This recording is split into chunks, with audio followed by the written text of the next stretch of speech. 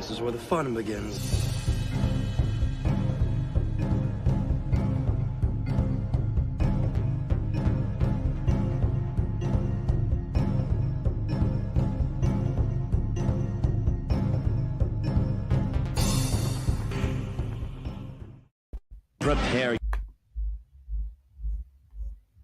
Prepare yourself for Star Wars, Shadows of the Empire. The evil Empire has struck back with a vengeance, and a new villain, the crime lord Shizor, schemes to replace Darth Vader as the Emperor's second-in-command. With Han Solo held frozen in carbonite by bounty hunter Boba Fett, it's the rebellion's darkest hour. Now, join Jedi warrior Luke Skywalker, hard-charging Chewbacca, and go undercover with heroic pilot Dash Rendar and his booming Outrider. But can Han Solo be freed and Shizor be stopped? Star Wars, Shadows of the Empire. Look for the authentic figures and vehicles from Kenner. Hi, everyone, and welcome again to spontaneous live streams within one day. Not normal for me lately, but I just feel like chatting with you guys about Star Wars, the good, bad, and ugly about Star Wars. And what I've been noticing lately as a longtime fan, I guess you could say, especially for George Lucas' era of Star Wars.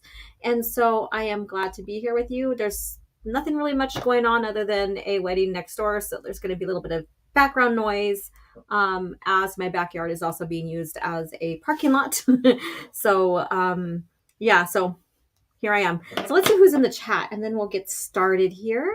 And first off, I have Durag Damask. Hey, hello, how are you doing? And thank you, Ancient One, for dropping in and modding for me as well. And then hello, OG Star Wars and everyone. Yes. And then Mr. Dystopian. Hello, you guys. Hello, you guys. Thank you for joining. As I said, this is another spontaneous stream. I should be finishing up reading this right here, so I can do that. Look how beautiful that is. It just sparkles. Look at that. So I can do the video for Obi-Wan Kenobi post Revenge of the Sith, but I haven't had a chance to sit down, and here I am with you guys here. Yeah. So how's everything going? And so let me know, are any of you guys watching the Obi-Wan Kenobi series, and what do you think of it? No judgment here. However, if you don't like the direction that Disney's taken Star Wars, I don't recommend supporting and watching as well. But just let me know in the chat here. And there's one thing that I wanted to bring up that comes from one of the clickbait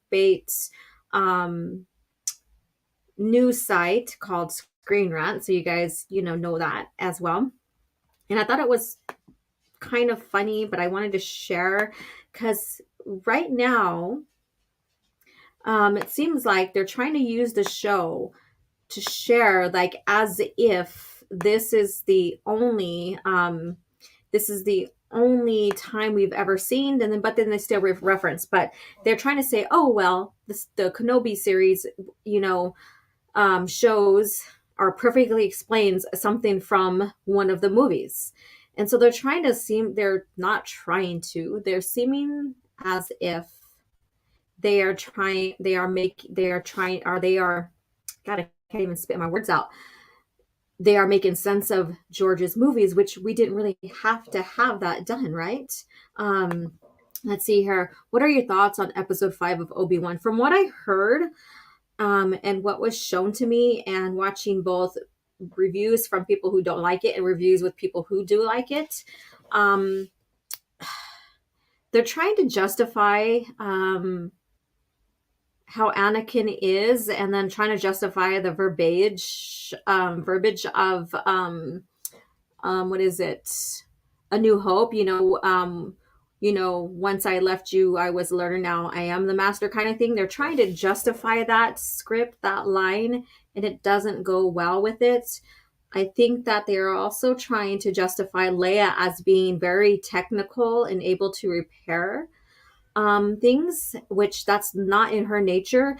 And just because her father, who is the chosen one and who is one of the most powerful Jedi or Force users in the galaxy, doesn't mean that she's going to have the same abilities as he does or skills. We know Luke does, but he does have a reason for that. He is a moisture farmer. He has to help repair things. And for his Piloting skills, yes, he does. He had training on his own, and that's going through Baker's Canyon in the T-16 Skyhopper as well. But for Leia, she's raised in on a planet as royalty who doesn't have to have do those tasks. She has people that will do those tasks for her. And so I think they're just trying to justify her being like her father, I guess you could say, and being able to repair and be technical, which I think is, it doesn't even fit when you watch Empire Strikes Back with her helping to repair or put together a minor, minor fix or task, which she struggles with anyways. So, it's just, it's all half-hearted. A lot of it does hurt continuity in one way, shape, or form. And, so it's just what it is. And Mr. Dystopian says, I ended up picking up Star Wars Legacy Volume 4 with Anaya Solo. Okay, so do we see Anaya or Ania or Anya? So that's the thing. Anya, Anaya, or Ania. Tell me what you'd like. Did you start reading it, and what do you like about that? Because I think Steve Kenobi said that he picked it up, and he didn't really. It wasn't that entertaining for him, and so he didn't really rate it very well. Hey, Zachariah 315, how are you doing? How are you doing? So this is the state of Star Wars today. Under George Lucas, this is the state of Star Wars, because they're saying Obi-Wan Kenobi perfectly explains one Return of the Jedi moment. Now, with this image right here, can you just imagine what they're trying to say? I don't think this detonator moment that when Leia infiltrates the George Lucas is here. When Leia infiltrates Jabba's palace, hello, that I don't think that needs to explain anything.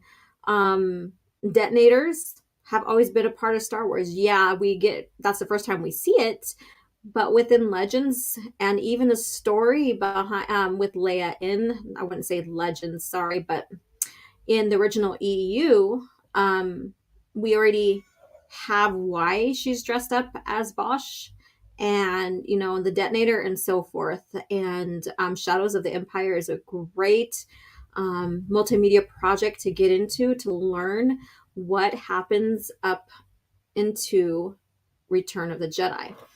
And so, hello, George Lucas, how are you doing? And hey, OG Star Wars from the Sentinel, hello. And he sent me an article, but I think I'm going to break this down, the article that I was sent by the Sentinel, and do another video on that, because there's so much to dissect out of it. And this article is very much a Filoni apologist type article. And it's saying that Clone Wars multimedia project is basically broke canon, but however, the Clone Wars from Filoni didn't. And I'm like, are you kidding me? So I know a good channel to watch is Captain Fordo. And he has 2 videos that breaks down the Clone Wars and gets into the nitty gritty of what damage it does, not only to the continuity within the EU surrounding the movies, but also the continuity of the movies, especially Revenge of the Sith. So I think I'm going to sit down and dissect that before I do a video. Even if I do a live stream, I'm going to make sure that I have my PowerPoint done and have all the points taken on there, because I really want to present that well. Because once I do something regarding Filoni, you know how that goes. You have all the Filoni worshippers that come out and want to attack and try to debunk you, and they come in full force. So I want to make sure I have every single thing that I want to point out according to that article dissected, researched, and presented in a well-formatted way. And I think that something like this needs to be done on my channel. So thank you, the Sentinel, for that article as well. So there we go. And let's see here. Mr. Dystopian, it's pretty good so far from what I've read. It's interesting to see a Sith still support the rule of 2. Yeah, and that's, I have to finish collecting that one. I did read it at one point before, but I never collected it. I don't have it yet, but I got to read it. And I think it's a good addition to your collection. I think Legacy Comics, so this is like 100 and some 20, 30 something years after the Battle of Yavin. We get a whole new generation of Sith. We get a whole new generation of Skywalkers, and it's well far enough away from even Ben Skywalker and Jaina Solo, even though they set up this part of the family, right? It's well enough away that you still get to see like things that happened from the past, but now you're seeing the evolution of the Jedi and who it's under, what happens during that time frame. And so it's a very good read, Legacy Comics, all the way through, even with Anaya or Anya, however you want to pronounce her name, Solo. I am very curious.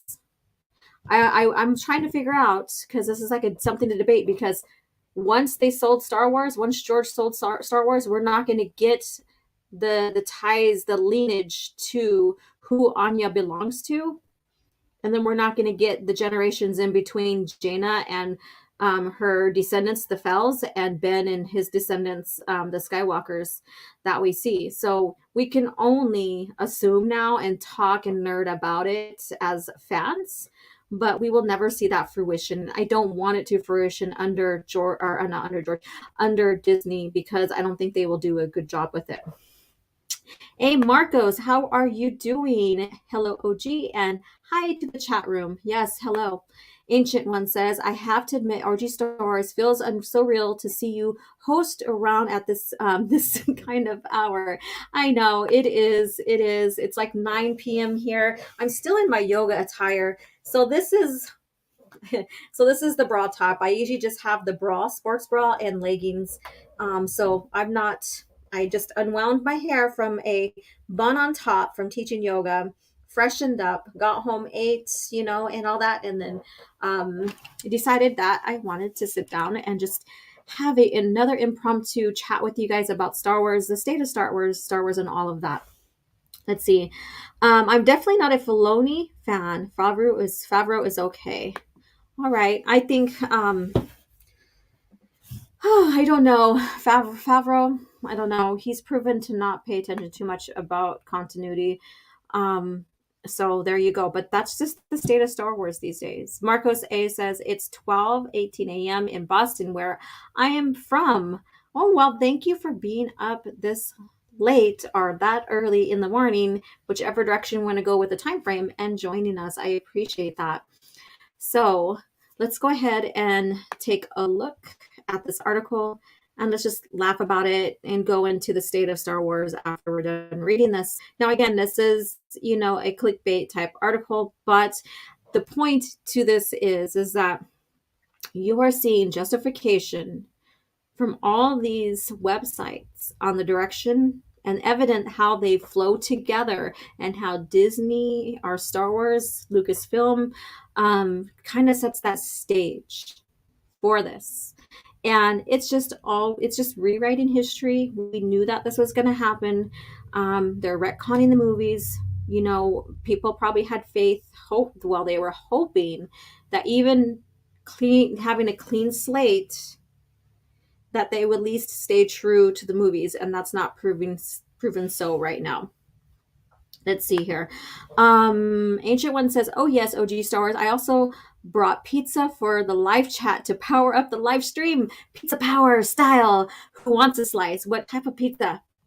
What are your guys' favorite pizza? And the the hot topic question regarding pizza: do you like pepperoni or not pepperoni? Do you like pineapple on your pizza? Dun, dun, dun. All right, so let's go ahead and take a look at this article right here. All right, so you guys, like I said, this is just more evidence on like the direction that they're going with this. And this is popular now, so are lightsabers just meaningless now? Oh my god. Okay, so are they talking about how Vader was like blocking the lightsaber with his hands and stuff? Do you guys want to check that one out instead of this Obi-Wan Kenobi this one right here? That's a tough one. That is a tough one. The pizza I brought is pepperoni. Ah, classic. Classic. All right, OG, what's best Star Wars comics to start? Okay, so if you really want to get into the PT era, I would say the Republic comics, especially if you like the Clone Wars and you really want to get into the Clone Wars. They are dark. They are dark, especially the Battle of Jabim, which is basically a tragic loss and a huge loss to the Republic during that time frame. So I would suggest those. Let me see here. Gives everyone a slice for the live chat to power up the live stream pizza power style, except for those who are in league with the shredder. Okay, so there's that article right there. So are lightsabers meaningless? Let's go ahead and take a look at that. Because when I seen Vader and how he was acting and blocking Reva's lightsaber and stuff like that, we seen well, I wouldn't say we, but there's an image of Rey blocking Kylo as he's swinging the saber. So she's blocking just like basically what Vader did. Then you get into the EU, and there's abilities to where you can absorb the force energy of force lightning, and then also the absorbing the energy of the lightsaber, which basically that's something way different than what they're doing, but you don't see that in the movies. But now you're seeing this blocking of a lightsaber. So who really needs a lightsaber anymore, right? So let's go ahead and take a look at that. This is popular now, and let's see if they're on track with what I'm saying here. Not saying I want Screen Rant to justify my thoughts or whatever. So are lightsabers just meaningless now?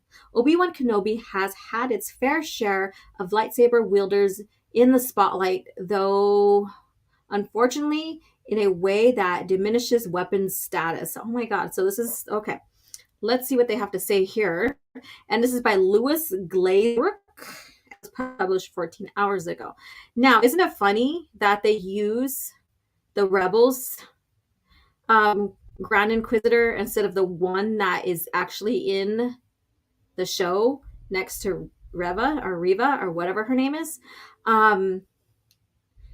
Basically, they have a spoiler warning, which I don't think you guys even care because I don't. So through 5 episodes, Obi-Wan Kenobi has included plenty of Star Wars' most iconic creation, the lightsaber. The lightsaber, though unfortunately in a way that has diminished the weapon's meaning naturally with the titular Jedi and his former Padawan turned Sith Lord Darth Vader being huge elements of the series. Okay, that could be debated right there. The show has featured the iconic weapon of Star Wars, Force users, to a great extent. However, one unfortunate trend of Obi-Wan Kenobi has lessened the lightsaber's meaning within the wider context of the universe. So let's see what they have to say with this. Obi-Wan Kenobi centers around the tutelar character as he prepares to face his former brother. So did he really prepare? There was no preparing him. He never prepared to face. In fact, he was stunned when he realized that Anakin or Vader survived. So there's no preparing for a battle there. All right.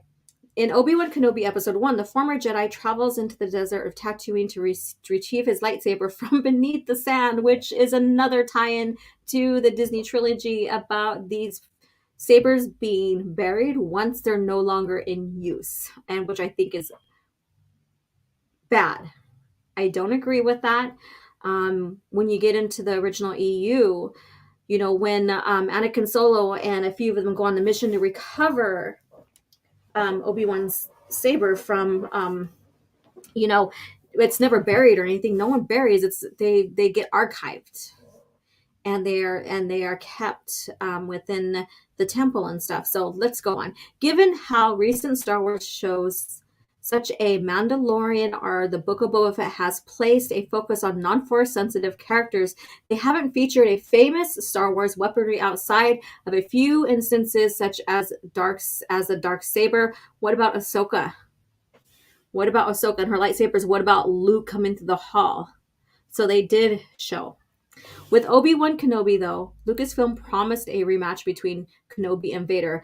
The rematch of the century, which is not supposed to happen, and it's been proven time and time again that has never been George's intention when he created the OT, and then when he went and created the PT, that there was going to be a rematch in between. He even based the interaction on the Death Star between Obi-Wan and Ben Kenobi, their interaction, so all their interaction on the Death Star, he used that verbiage, their conversation and their interaction and stuff like that, even in the novel, to build up to what their interaction and their first but last duel, because that's the last duel we see of them, even though it goes backwards in time. That's their last duel. So the first duel in A New Hope and the last one, and they were based upon each other. That's his intentions. That has always been his intentions.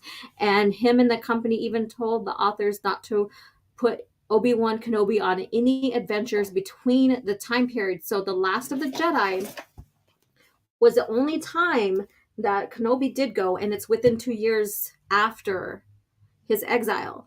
And the mission basically was a dire mission of making sure that any evidence of the twins' birth was covered up.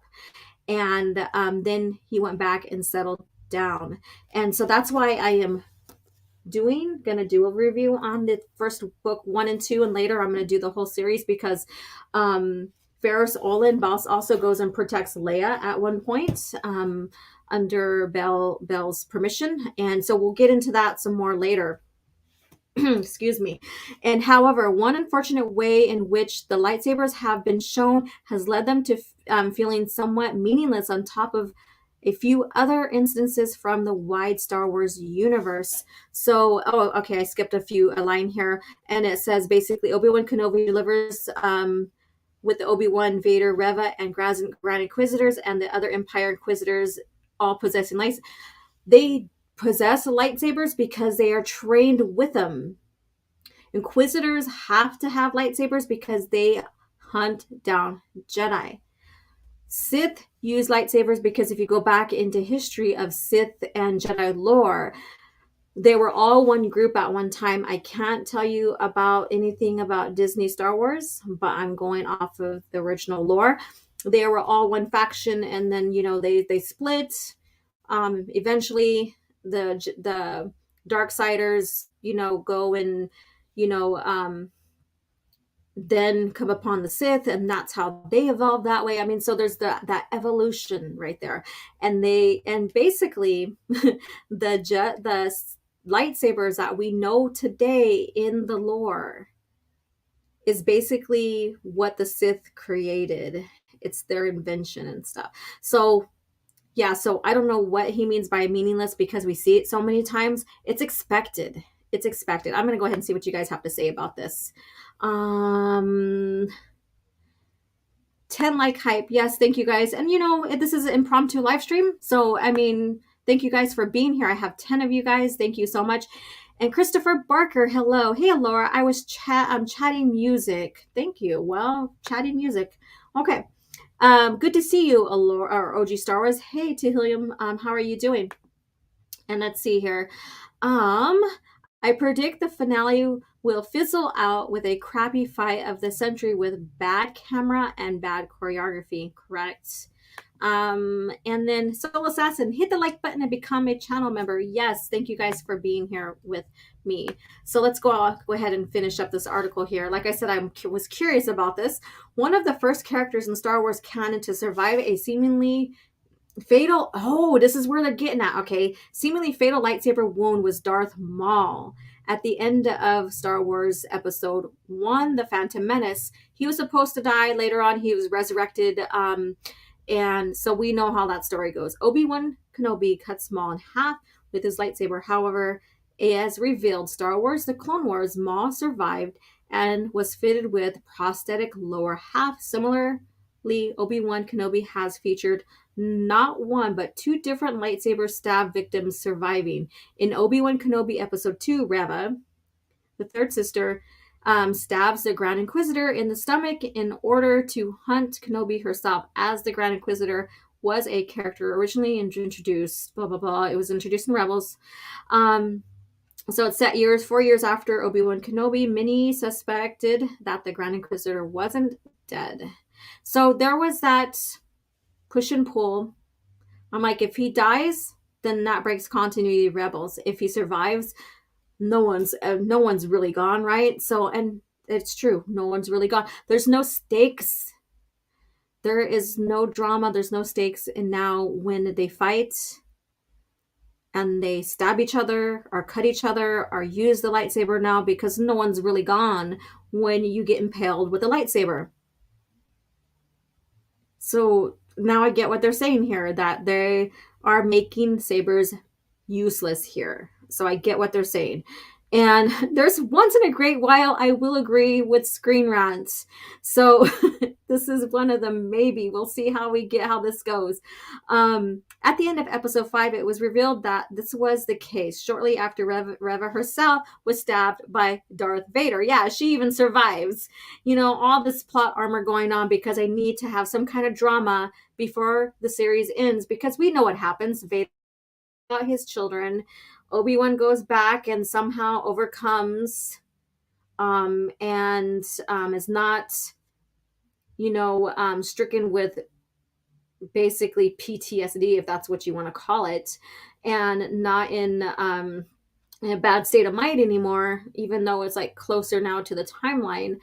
And now finally he's using the Force, blah, blah, blah, blah. So there's really no stakes in this. So they have to create something.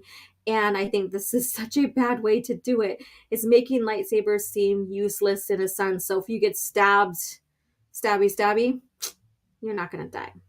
All right. So on top of Reva being the second character to survive a lightsaber stabbing in the show, as she is alive at the end of Obi-Wan Kenobi Episode 5, it is also the second time that singular character has been stabbed. And there you go. The show established that a young Reva was also attacked with a lightsaber by Anakin Skywalker, or actually Darth Vader, during Order 66, meaning she has survived the same attack twice now, on top of the Grand Inquisitor's survival.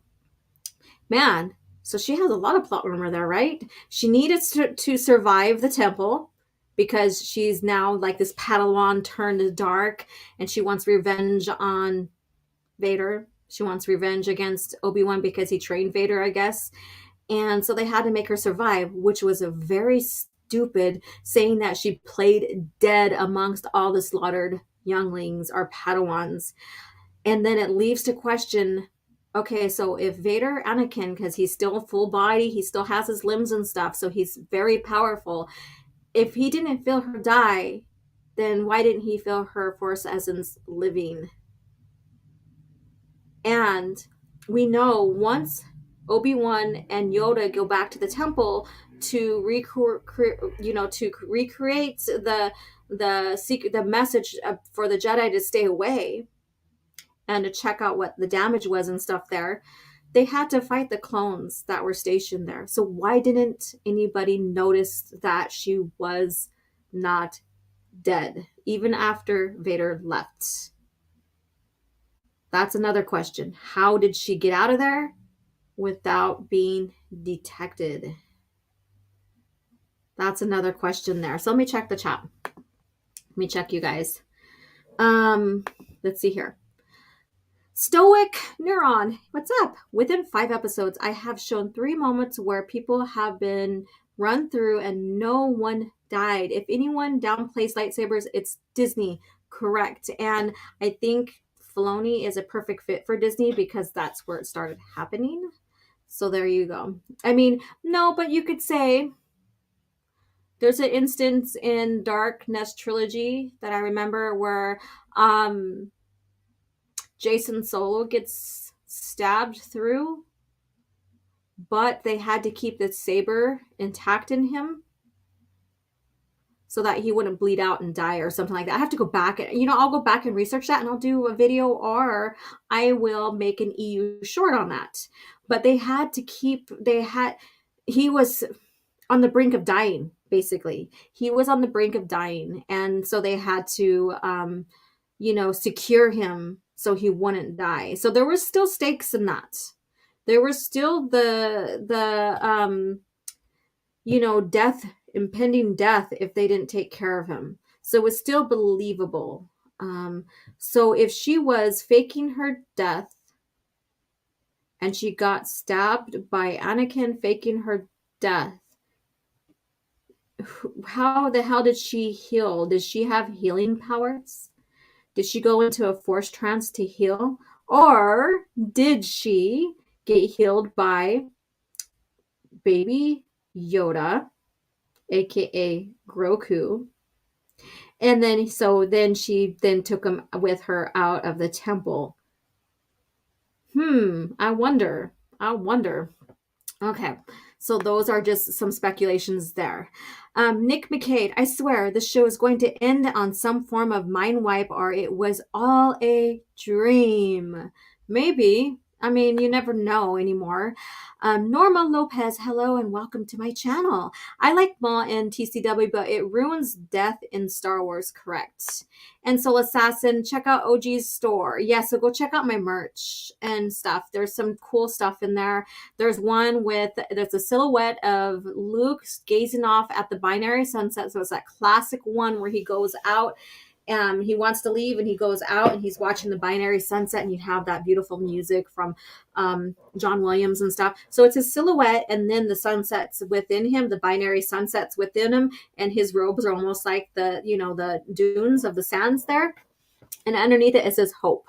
So very cool. And you can even buy a sticker. You can buy a mug with it. Whatever you want, your heart's desire. It supports the channel. Stoic Neuron says, in my opinion, Kenobi doesn't have PTSD. Now, if you have diagnosed the guy, he would most likely be adjustment disorder while fluctuating through stages of grief. Yeah, that's the thing. And then another point that I've been making that people just seem to ignore, or just basically move that goalpost or whatever, is that Jedi train to control emotions, and they're also trained to not to avoid attachments and stuff. So yes, he's going to struggle. We do see that in Kenobi book and stuff like that, but he's also trained to where he can help himself adjust through those emotions and stuff, and he eventually does.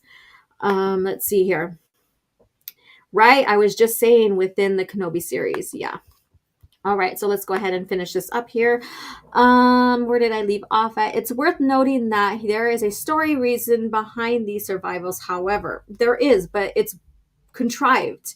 The Grand Inquisitor states that revenge does wonders for the will to live, indicating this is how he and Reva survived their multiple stabbings. Yeah, it's now, oh, well, I feel like living. I want to go get revenge. So going dark. So they're using that dark alchemy.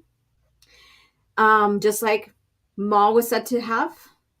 So now it's okay. Even though when you get to Jaina and Jason's duel in Invincible at the end of the Legacy of the Force, she stabs him clean through, and he doesn't survive. I'm pretty sure if he wanted to harness the dark side will to live, then he would have, because he had a mission that he was focused on for the reason he turned dark. So again, this will to live out of revenge is very contrived, and it hurts the lore in itself. Use that too many times, death is meaningless. Even duels are meaningless. Giving Sith and Darksiders reasons to live, are like, can just get stabbed and live and survive. There's no stakes in this. It's also established that the Clone Wars, this is now Maul survived after the fact. Yeah, that's, well, we already did that one. However, what happened here? However, every time a new character is given the reason for surviving a seamlessly fatal wound, it lessens the impact. Correct. This reason only becomes increasingly weaker when attributed to so many different survivals. Granted, this isn't to say reasons doesn't work for the story. And you also got to consider the level of force, abilities, or power, or whatever you want to call that one has. Inquisitors are not as strong as Sith. They're not trained to be like Sith. So their capabilities are not as the Sith. And so I don't think like Jobby, Harold, or anybody who are contributing to these stories realizes that. I don't think, and he's already proven that he hasn't watched the movies because he didn't know that Obi-Wan knew that Anakin was Darth Vader, even though you just got to watch Revenge of the Sith and boom, there it is. And when Obi-Wan and Yoda check out the security holocron or the security holocron, you know what I mean. And so again, this only proves to me that he doesn't know Star Wars lore, didn't do his research, and then the people who he's asking are not pointing him to the right direction. I don't know. So let's go on. This reasoning only becomes increasingly weaker when attributed to so many different survivals. Granted, this isn't to say the reasoning doesn't work. I already read that. For the story, it certainly does given what is known. Certainly does given what's known of the dark side users of Star Wars. Again, like I said, every dark side user has a different ability, so I don't think this should be for every single Darksider as well. However, it remains the case that Star Wars of late has a problem, especially with Obi-Wan Kenobi, with people surviving lightsaber attacks that were originally supposed to be lethal. Yeah, so there we go. Here it is right here. And he has two stomachs, because Pawn does have two stomachs, so I guess they cut one and he could still survive because he has one remaining, or she cut between it. I don't know the explanation to this, but that's been the excuse. Well, again, the reasoning behind the lightsaber survival is relatively sound. Too many are still an issue. One reason is due simply to the iconic status of the weapon. Since 1977, the lightsaber has been synonymous with Star Wars and has become one of the most popular pieces of media history. A narrative overlaps on survival diminishes its fearsome reputation in Star Wars universe. Well, thank you, Disney Star Wars, for doing that. Thank you very much. We have the Force Whip where, Luke had to make a Shoto so when he fought Lumaya that he wouldn't be overwhelmed with the Force Whip because he learned from the past, right? Now it's like, okay, well, if you get hit by the Force Whip, you'll just, think of revenge and you'll heal up just fine. So see how this works? See how this is? It renders them meaningless. Another reason that too many characters survive what should have be fatal lightsaber blows is the narrative's depth gets undercut. The deaths of characters often have massive implications on the narrative emotional context of the story. Correct. By having characters survive too often, not only does this lessen the impact of such an iconic, powerful weapon as a lightsaber, but it can make the narrative stakes or lack thereof of a storyline feel less impactful due to the uncertain nature of whether the character will survive or not. Also, if a dark side, stop it. Also, dark side users are continually shown to be able to survive fatal injuries by simply by clinging to their revenge. Another issue will be created in terms of audience doubting the apparent death or dark side of the dark side character in the future. Well, it remains to be seen what comes of Reva in the episode or in the Obi-Wan Kenobi series finale. It is clear she survived the latest attempt on her life. While it remains the case that she still may be killed by a lightsaber in episode 6, the problem still stands. From both Reva and Grand Inquisitor's fake outs to the Sith Lord like Maul or Palpatine surviving fatal injuries due to the dark side. Palpatine, that one has been debated. We've seen him survive in the EU and Dark Empire, and that being questioned. And then also then the later story saying, like Marge is saying, I really don't think that was him, kind of deal, kind of trying to straighten out this continuity issue because that was created before the direction of the PT was really established. But George is the one who liked the story of Palpatine surviving. And this is like, what, 8 or 9 years? Something like that. 9 or 10 years. Or no. This is like 6, because Return of the Jedi was 4, ABY. So then it was 5 or 6 years after, I believe. So you still have it relatively close to him, to the Death Star, the destruction of the second Death Star on Endor, right? And so it was relatively close and made sense in a way because it was relatively close to the end, to his death, that this happened. Whereas in Disney, this is like 20 something, 28 years after. What was he doing all this time? Why didn't he plan something right away, like the original return of Palpatine as a clone? But I'm not going to get into that right now. But yes, he did use dark side alchemy to transfer his Force essence in both instances. So, but he was also deemed to be one of the most powerful Sith ever in that time, in his time, or I guess you can say. But Darth Maul, not really. So that can be debated. So I'm going to go check on you guys here in the chat in a couple of seconds or a couple of minutes and see what you guys have to say about that situation. Obi-Wan Kenobi will need to portray lightsabers as the incredibly powerful weapons they were intended to be going into the series finale to reserve. To reserve the damage done, or reverse the damage done to the weapon's legacy. So there you go. And then it goes into like Vader really being OP and blocking every single strike that she does without having a lightsaber himself. And I did that out of cool factors and, showing that he is a powerful in the Force because he's made from the Force. But I think that was too much. I probably will do a compare and contrast like I did with Luke Skywalker being portrayed in Mandalorian as well. People are not going to like my review on that, but that's okay. Stoic Neuron says, I think it's funny how Sith Jedi only use one killing blow. That's the harm in doing two, or what's the harm in doing two to make sure the job is done? Yeah, you would think, but like when you get into the EU and you see Luke in battle later on as he grows stronger in the Force and his capabilities, he does strikes where it like can cut the beam in 4s and stuff like that. So let's see. Soul Assassin says Darth Sion stayed alive through his anger. Correct. He came back multiple times after death because of his hate. Yes, and I think that's what they're trying to do here. But did you notice that like with Darth Sion, we didn't really have that a lot of that repeat throughout the history of Star Wars, but now it's like we're seeing this repeated time and time again in Disney Star Wars, which lessens the impact of deaths in general, not only the lightsabers, but in deaths in general.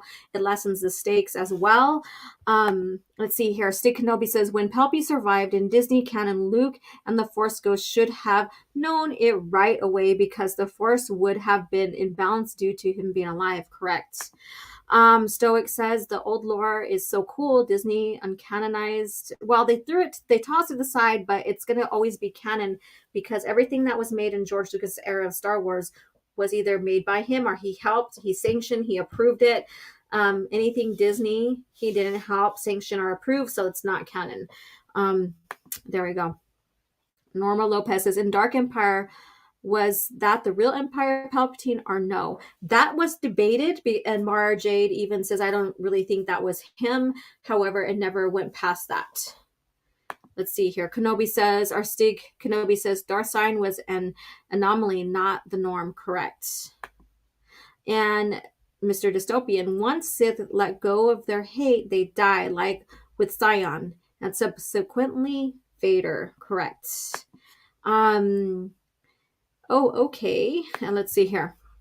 Now, Palpy tricked him again because Disney Jedi are retarded. Hey, stunning and brave Megatron, how are you doing? And so I'm glad I look at this article. The other one was about the detonator, and it was saying it explains why, like why Leia decided to use it in Return of the Jedi.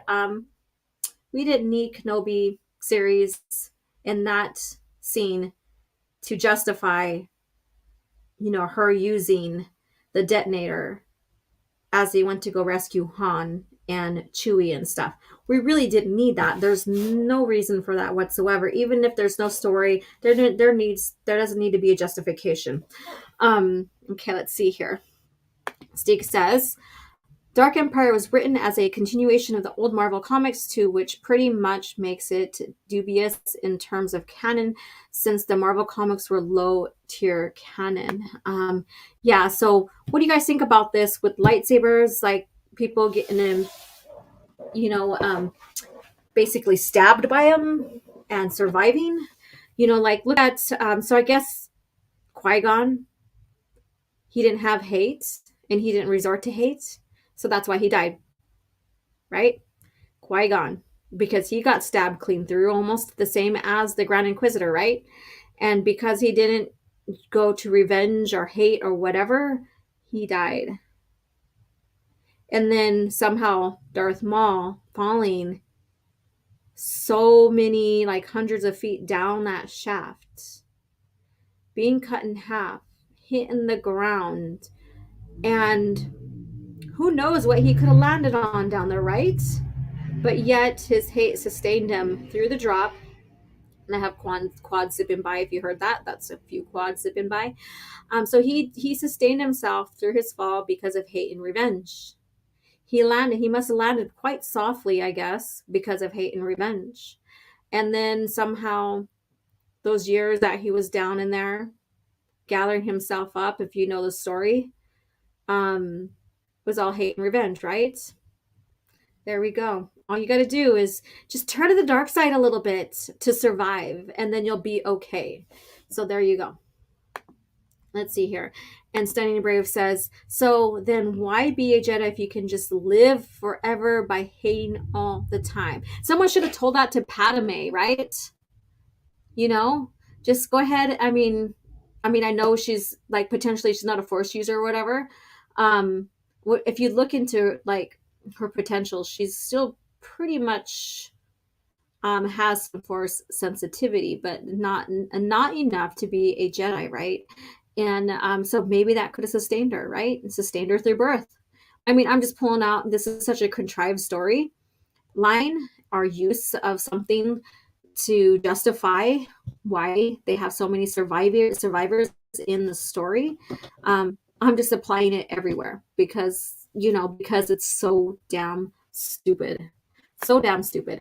Tehillium says, OG Star Wars, I think if they want to bring Maul back, it should include the death of a Jedi to resurrect him. Make it Ahsoka Tano via the Sisters of Dathomir. Oh, please, no, I don't want to.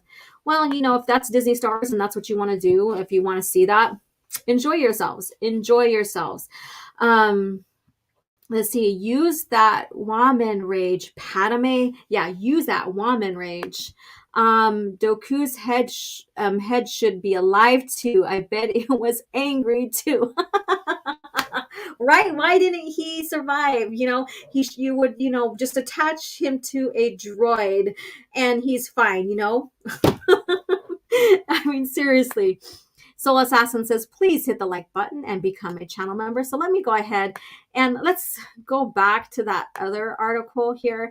I just want to laugh at this a little bit or just see. So because she held this detonator justifies the use of it in Return of the Jedi, because it explains the power of it and how people are so afraid of it. Really, you really don't need the show to justify why Leia decided to use a detonator to threaten, to make her bid through Jabba in Return of the Jedi. You really, really don't need that. So it says Princess Leia's thermal detonator would have vaporized nearly everyone in Jabba's throne room, and perhaps even Boba Fett, who wears durable Beskar Mandalorian armor. Oh, now all of a sudden he's a Mandalorian. And he wears the armor, and it's not really Beskar during that time frame. He doesn't get Beskar until later, until I keep on saying Fate of the Jedi, until Legacy of the Force. He doesn't have Beskar until then. Wouldn't he survived the explosion? Wouldn't have survived the explosion. For hardcore Star Wars fan, threat level of a single thermal detonator is clear. For less hardcore viewers, it may seem odd that a small metallic sphere could threaten a whole room, even if it is the Star Wars equivalent of a grenade. The Obi-Wan Kenobi series nicely explains this Return of the Jedi moment by showing just how powerful the thermal detonator is. Really, even before I got into the EU and I watched the movies, I understood that little device, that detonator, that thermal detonator, was a threat just by the reaction of Jabba the Hutt, who is a hardened criminal, how he reacted with that, how everybody else reacted. You didn't need any explanations, even for the EU, within the EU, because it was very self-explanatory on its own. So saying that, oh, this is tying the ends now, because this is what they're saying the series does, is it's tying all the BS that what they're saying that needs to be fixed with George's movies. You don't need to watch a series, read the EU to understand the movies. They just expand on them.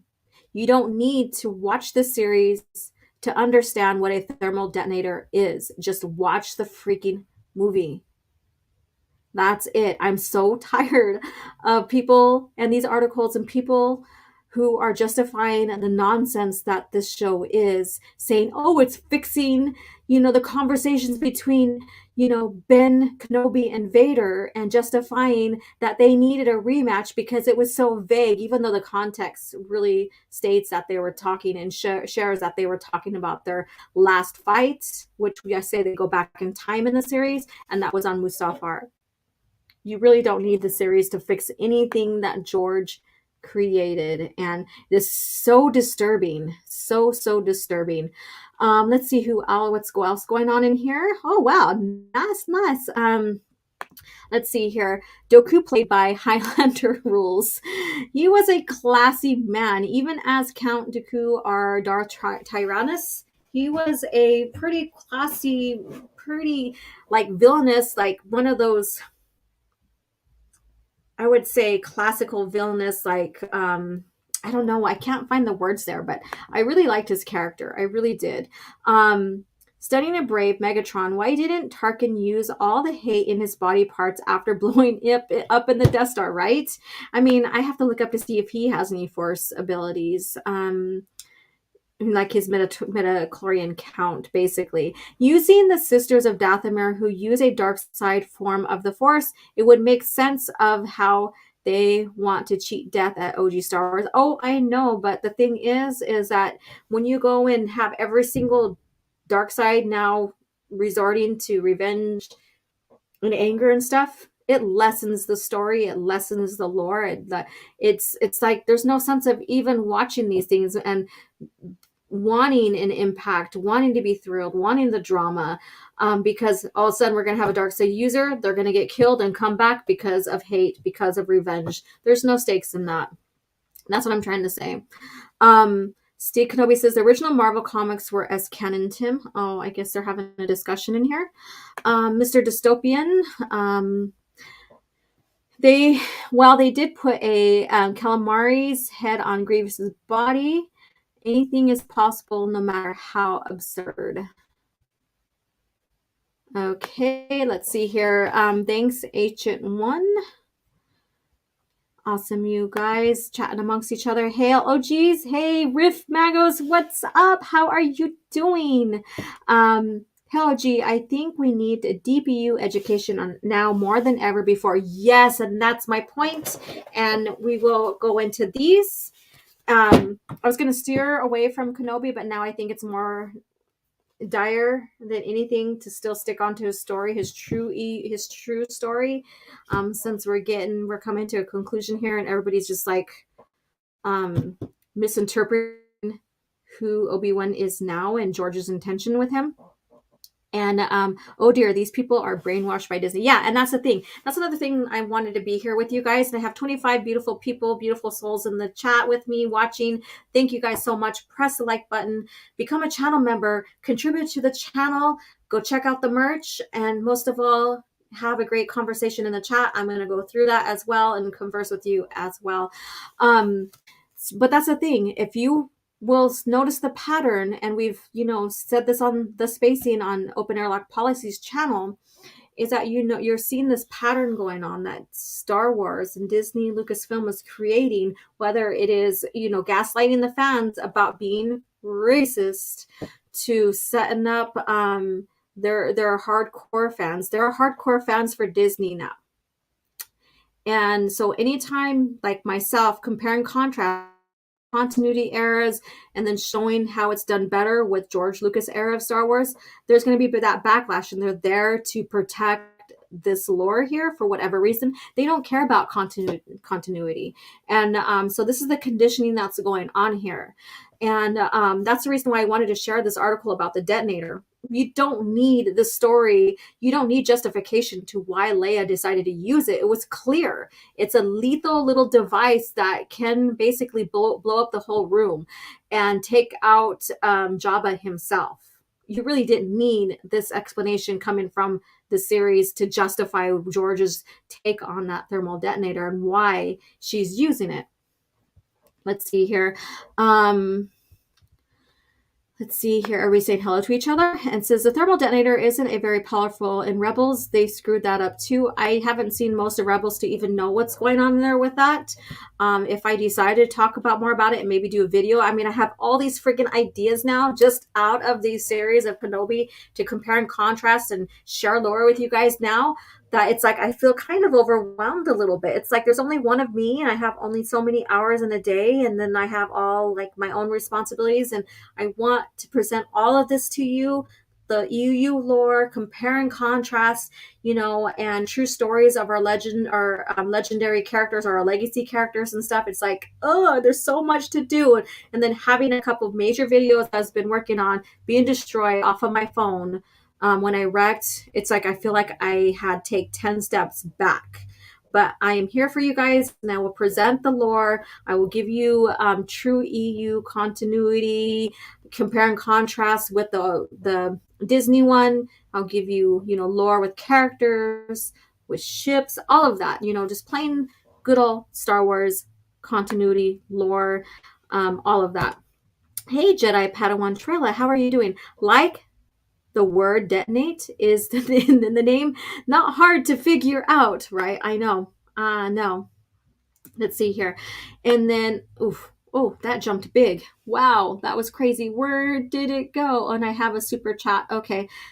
Wow, StreamYards, knock your shit off. Okay, Soul Assassin says, Boba had multiple material in his Beskar armor and an energy disruption suit. He would survive but be incredibly injured. Thermal detonators have settings on how big the blast would be. They have timers, they have settings. Again, now, every time I see these articles like this, I'm like, crap, I need to do a video. Or maybe Open Airlock Policy, if you're still in the chat, maybe you should do an EU short on that, because I know you can do one pulling up really quick and to just, talk about the detonator.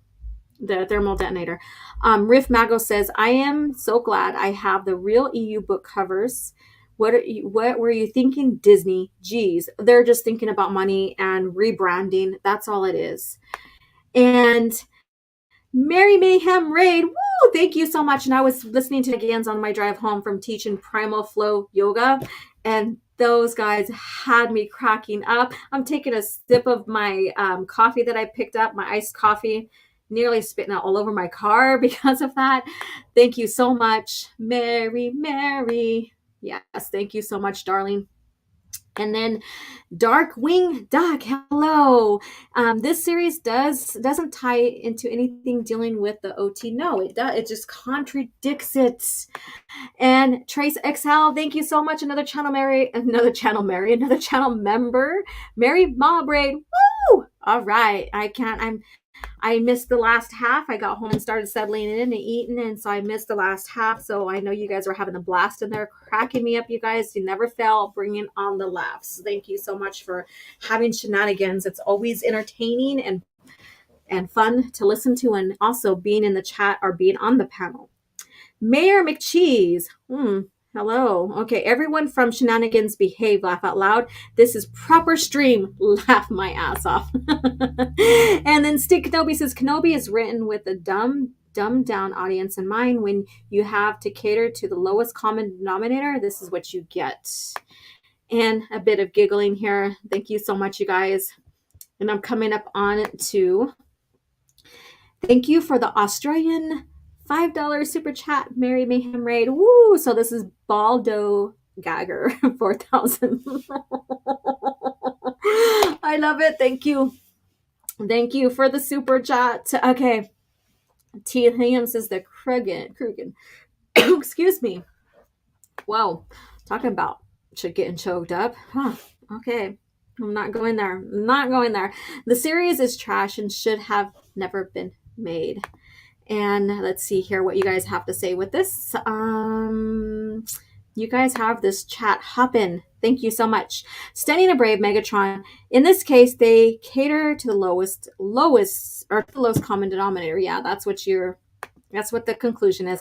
Love you too, darling. And I can't wait till all of us women are on Shenanigans raising hell together. That's going to be epic. Stay tuned. I will announce that on Twitter once it's organized. So I'm excited about that. To helium, like the corpse of Maul could have been found, then brought to Dathomir with them using a lightsaber or light side user to play a part of bringing him back to life. Oh goodness, I know you can go into all these what ifs and stuff like that, but this is Disney Star Wars. It is what it is. Virgins to the sentient Force God. Oh goodness. Let's see here what else is going on in the chat. All right, and then Peter Avane. Peter Evan, good morning to you as well. Yeah, so basically, you guys, this I feel so it's to see that this conditioning happen. People don't even care about continuity anymore, so they're justifying the direction that is being taken with Star Wars when pertaining to the movies. And we have discussed that maybe they will never redo the OT and the PT, but they are certainly retconning it. And this is an example of retconning it. And they can make whatever they want with the lore, whatever, but I'm going to speak out about it. I'm going to speak out about the contradiction that it has with the movies, especially when they say we honor George Lucas, right? So I'll speak out about that.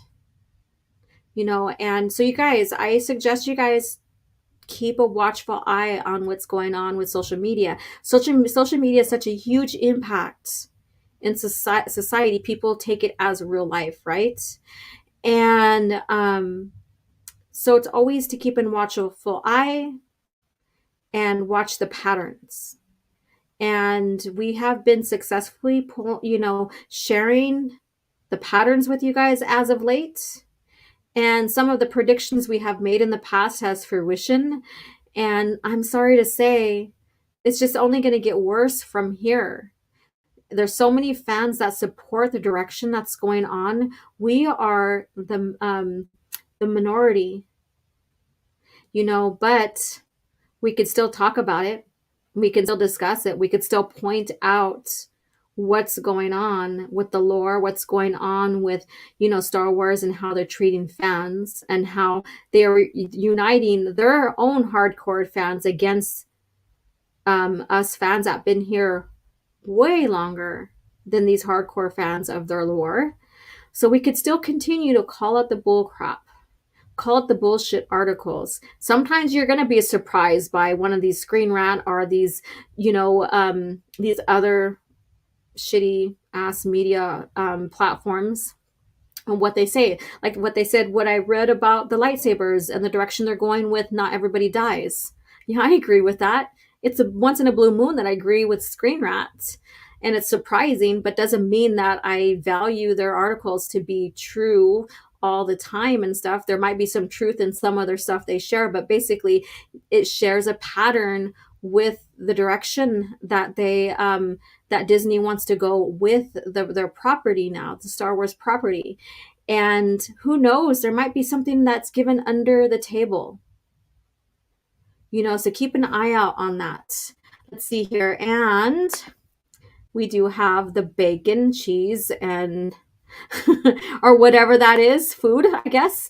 OG, do you count TCW as George era or Disney era? I think that was made in George era. I will give that. And I see it as propaganda, but I also see it more or less it needs to be in Disney lore. It doesn't fit in George's era. So yes, I do give credit that it was made during that time, and that, if you want to look at it as propaganda from from that time frame. But in reality, I think it needs to be just moved all the way over to Disney lore and not be considered what they call legends or whatever. I don't think it has any valid points or any validity as the movies do, where they are on both sides.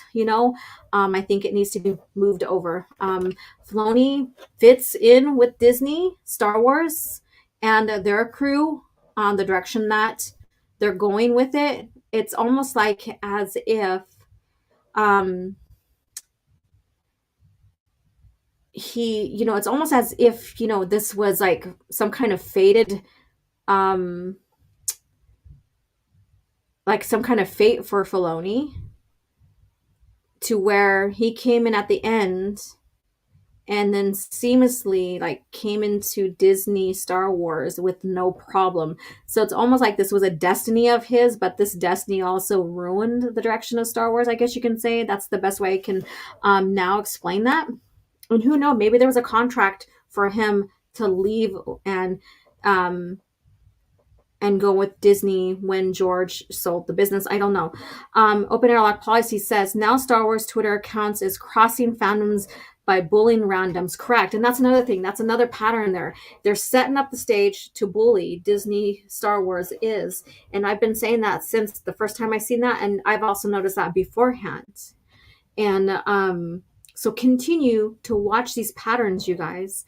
Continue to come and listen and sponsor a channel by becoming a member, or even subscribing or whatever, but still continue to get the latest and stick with us on what's going on here, because I don't think it's going to get any better. I really don't. But when you stay in the know, and when you stay focused, you'll be more prepared for this battle, I guess you can say. All right. And then let me see here. I didn't read that one yet. There's some serious plot armor shit going on with the lightsaber stabs in Obi-Wan, right? And I think of it as bad fan fiction some dummy on Coruscant wrote. So you talk about the TCW? Oh my God. A sandwich emoji. Awesome. Sandwich. Sammy. And Sammy. Okay. Stoic Neuron says, making the Galactic Star Cruiser Hotel official canon made me die a little inside. Oh, I'm so sorry. That is hilarious crap right there. It's like they got to justify this themed hotel as part of canon, so you can go in and feel like you're experiencing being part of canon. Well, I wouldn't say canon, their lore. So you could be in their lore at one point. So you can be inside their Star Wars. Who wants to be inside their Star Wars? Well, if you're a dark side user now and you get stabbed, maybe you can just have revenge and survive. There you go. Tehillium says, OG Stars, I wonder if Disney sought to recruit Filoni and did it under handedly. That is that it did affect the Clone Wars animation. I don't know. It's like we only can come up with these what ifs because I don't think George knew he was going to fully sell because the Clone Wars came out in 2008.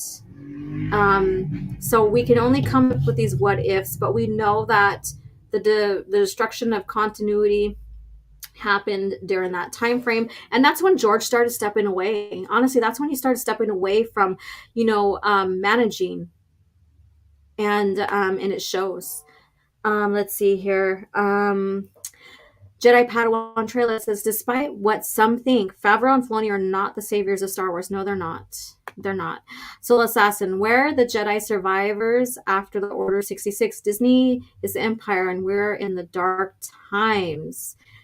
And that's the thing. I guess there's a box of lightsabers that Kenobi came upon at their base on Jabim, which doesn't make sense because if you go back into the lore, yeah, they're just pulling out names of planets and characters and placing them and actually destroying the history behind them. And Jabim, basically, during that time, did succumb to Empire occupation for mining. And the rebels, and I forgot their exact name, what they called themselves. If anybody remembers, I haven't read those comics in a while. But the rebels, the Jabim rebels, they were still fighting against that tyranny that was happening with the planet. They were pissed off. They did not like the Jedi. They didn't like Skywalker. And later on in history, Luke did have to face that and did have to kind of redeem the Skywalker name from what happened from the Battle of Jabim. That was one of the most tragic battles in the Clone Wars ever. And it's a great read. Again, I think I'm going to do that. I think within the next 2 weeks, I'm going to put the Battle of Jabim comics and the Shadows of Our Fathers comic together in one singular format to be read back to back, because you could still read them back to back and skip through the time frame and still understand what's going on. So I think I'll do that.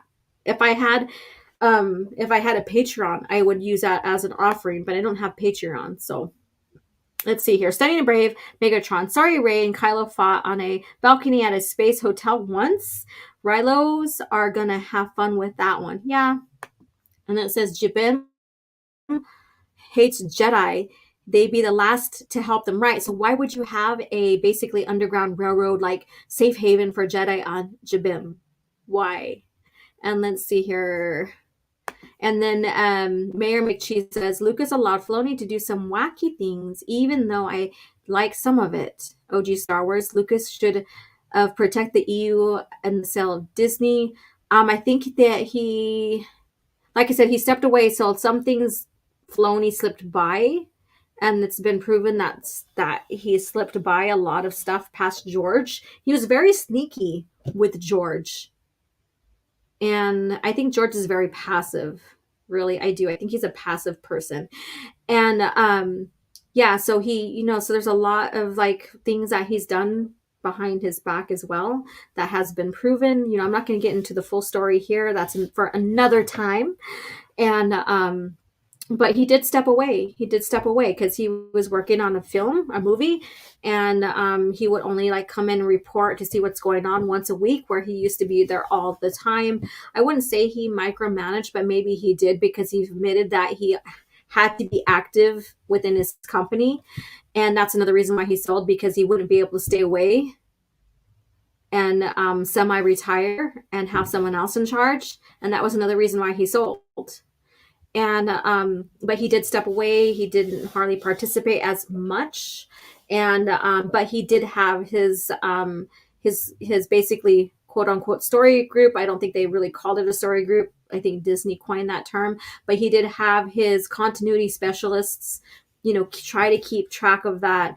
And you can even tell once you get into the later novels in the series that they were trying to retcon what TCW was doing. So you kind of see that as well. That's why I didn't want to share that article with you that the Sentinel shared with me, because I want to sit down, read it, and go through, make sure I have all my evidence pointed out, ready to go, because I know that these Filoni worshippers, once I do that video, they're going to come in.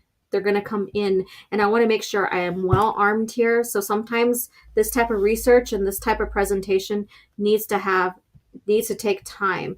And I know open airlock policy, Tim said that, he's going to do a video about George Lucas, and that's going to take time too, because people are taking some of his quotes out of context and misinterpreting them. We've already been through all of this. You've seen me provide information about that.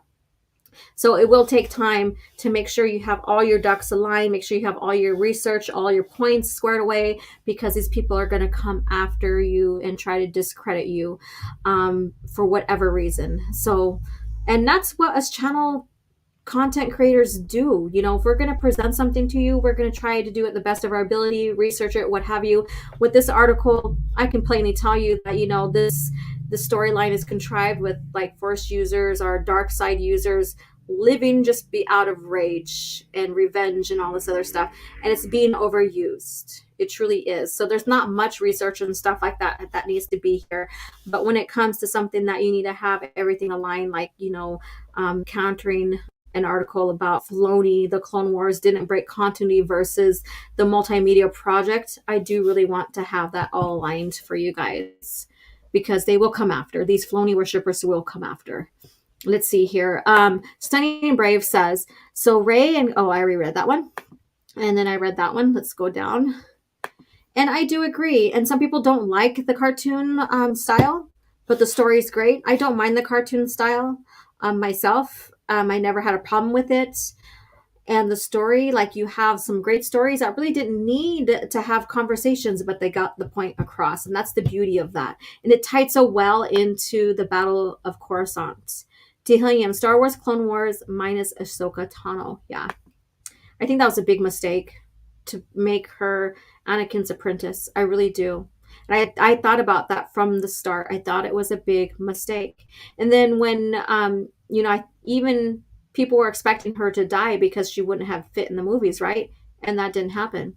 Staying a Brave, Begatron says, I'm surprised Dave doesn't have a snake fetish, because that's why he is or what he is.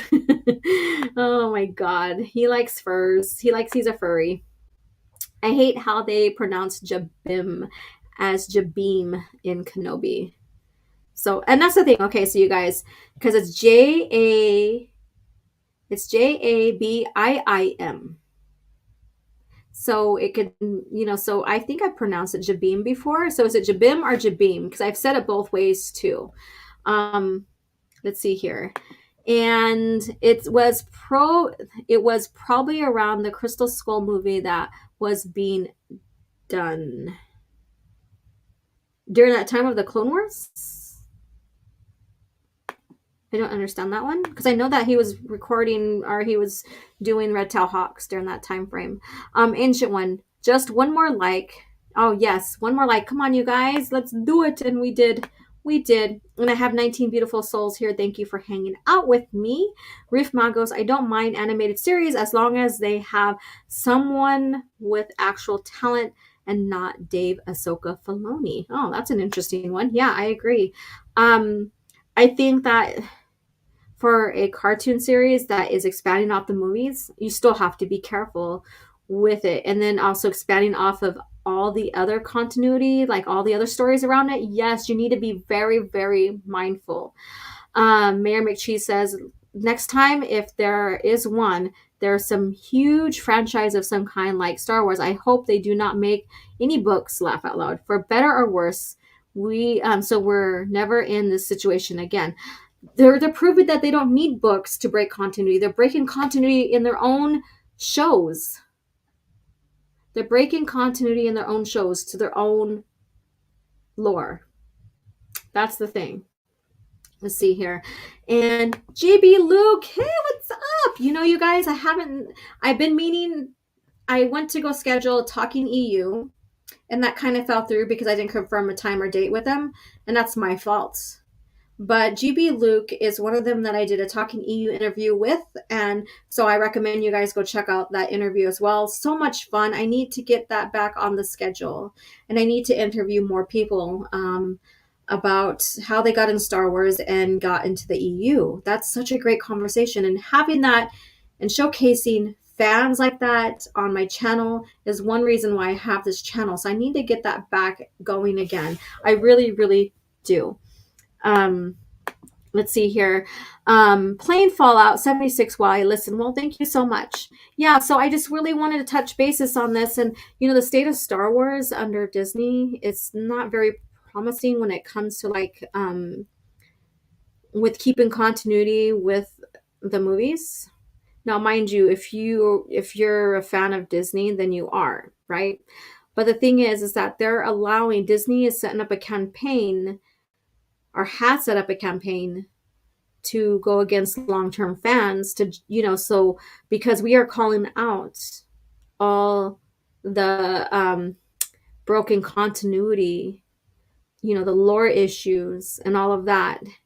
And so I want you guys, and the purpose of this is not only to blow off steam a little bit for myself. No, I don't really necessarily rage, but me talking with you guys and having a conversation on my live stream and getting to know, my subscribers and stuff like that, and creating a place where we can discuss, laugh, have fun, nerd out about classical Star Wars. It's a great way to refocus. Really, it is a great way to refocus. And this is what my intention was tonight. I wasn't really planning, but then I was like, you know what? I need to discuss this. I need to see, reach out to my followers, my subscribers, and create a conversation here. Awaken you guys up to what's really going on. And if you haven't followed me on the Spacing on Open Airlock Policy channel, go back and watch this last live stream from Friday night, and then the one before. We do discuss what's going on with Star Wars and how they're staging up these type of campaigns. So there we go. Let's see here. There we go. Got it. It jumped on me, and it jumped on me again. Stop it. All right. So Gilderon, hello. Cool. Mike J plays 76 too. Awesome and welcome. Thank you for joining. And we are Mike J. Disney hate OG fans. Disney fans aren't actually Star Wars fans. And, in a sense, I guess you could say this is a way of gatekeeping and keeping people minds fresh and aware of what's going on, if you want to call it that. And I don't, I used to be so mad when people say, oh, you're such a gatekeeper, blah, blah, blah. Well, you know what? Now I wear that badge proudly. I will call out your bullshit. And I do call out the bullshit. I get blocked so many times for that. And Disney, Star Wars is bad fan fiction. There's so much potential they had to, and they blew it. I think they blew it. Darkwing Duck says Disney sound like a gangsta. Disney Star Wars is trying to make money off this stuff and wondering why they're losing, because they don't care. They don't. There we go. So there it is. Talking EU with GB Luke. So go check it out. I need to really just get on it, schedule some people in, and have that interview. It's so much fun just to sit down and talk with someone about classical Star Wars, how they were brought into Star Wars and what they love about it, especially within the EU. It's just so refreshing, you guys. It's so refreshing. So I do need to bring this back. Darkwing Duck, they got writers who never seen the movies. I know. And then there are some former EU fans who turn to the mouse to criticize the EU now. I've seen that, and it's so disheartening. It really is. It's so disheartening to see those people who would stand and basically protect the integrity that was created with Star Wars under George to now not even care about continuity anymore.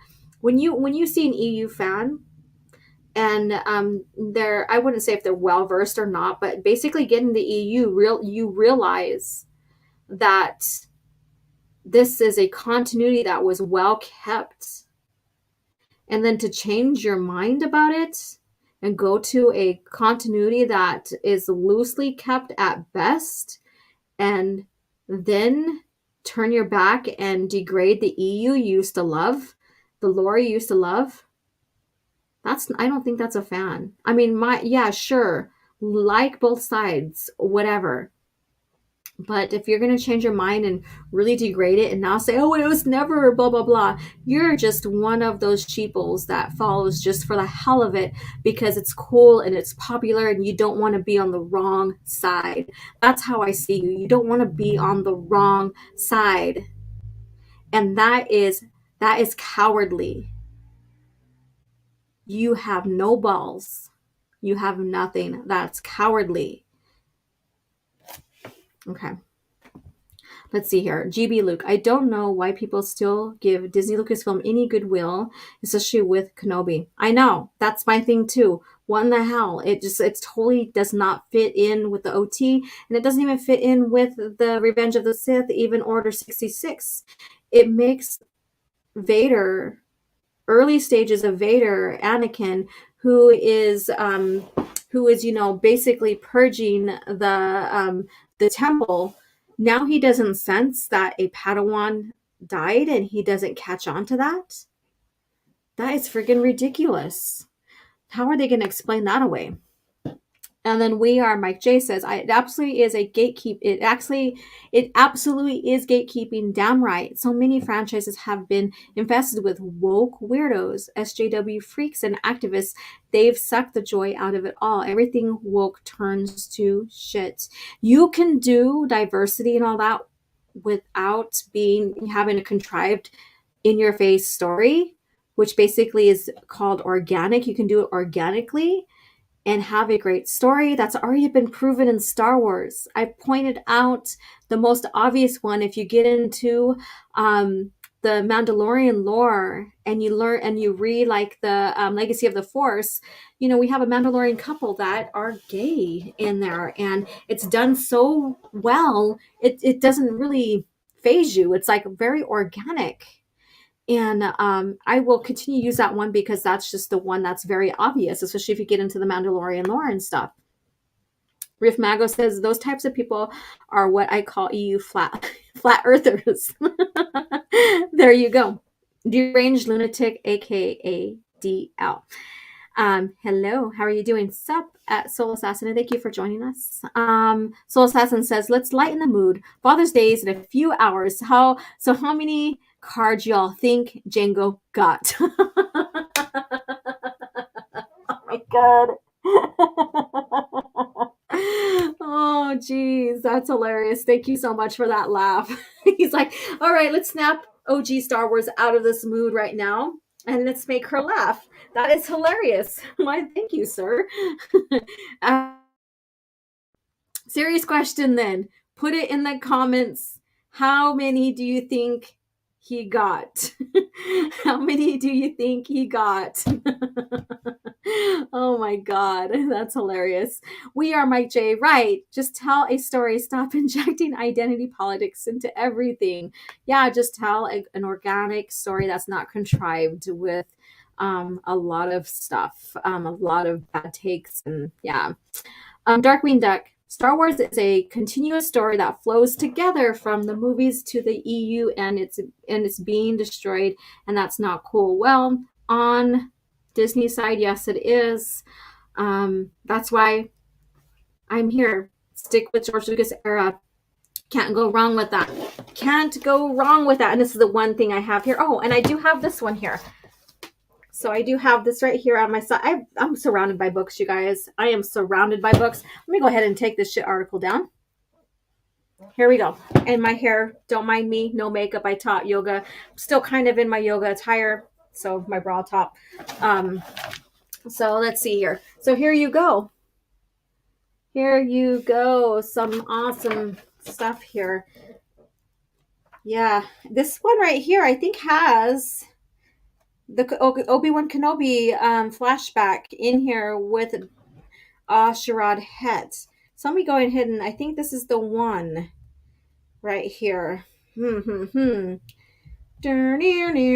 me see here. Oh, yes, it does. Yes, it does. And he humiliates Sherrod Het to where he can't return back and be a Tusken, and there's nowhere for him to go, and running to the Empire would not serve him either because they would kill him. So it's such a wonderful story, and like I said, I do have it saved on JPEG,